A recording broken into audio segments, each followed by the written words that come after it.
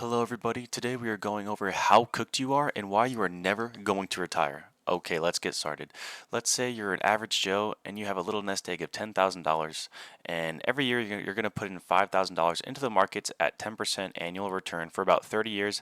That's going to get you to about $1 million. Is that enough to retire on? Definitely not, especially not in 30 years when this is more like $500,000. Okay, let's say you're already rich. Let's say you've made it right now. You have $1 million right now. You don't make any more investments. You just let it sit in the market at 10% for 7.27 years. You're going to double your money exactly. Great, good for you. You don't need to be watching this video. Okay, let's say you have a really good job. You just graduated college and you have no money. So let's say you can afford to put $20,000 into the markets at 10% for about 10 years. You're going to get about $318,000. It's pretty good, but I mean, if we're trying to get to the big numbers and really retire, we're going to need more frugality. We're going to need a really good job. We're going to need a great job. So let's say we have graduated college, no money, but we can invest 40K a year at 10%. In 10 years, we're actually going to have $637,000, which is pretty good, but I mean, is that going to get us to retire? Maybe, if you save really hard, yeah. So financial planner would actually say if you're graduating, let's say you have no money, and let's say you can afford 15,000 in the markets every year at 10% for 6 million, 39 years. I mean, this is just crazy. This is never going to happen. This is dreamland. I mean, let's be real. Okay.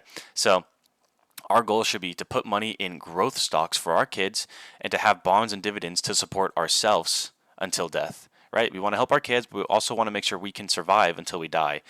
And we don't want to be burning our money while we're doing that. We want to have our money in something so that we're getting paid dividends and then our kids can keep the rest. The possibility of this happening, slim to none. Okay, so let's just go over the numbers. So in California, the minimum salary is $66,560. After federal and state taxes, we're left with $57,209.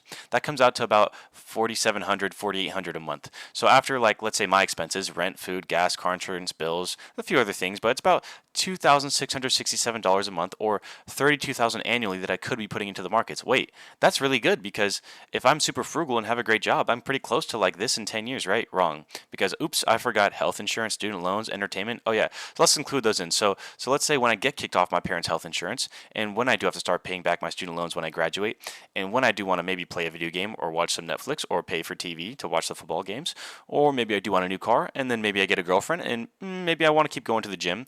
Maybe I do want a new phone and get a new phone plan. Maybe I do want to live alone and not have 5 other roommates.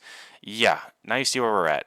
$87 a month. So as you can see, it gets expensive quick. And yeah, don't stress out over this too much. Just kind of showing you how life happens to a lot of people. I mean, this is life. This is where a lot of people live. So don't get too stressed over it.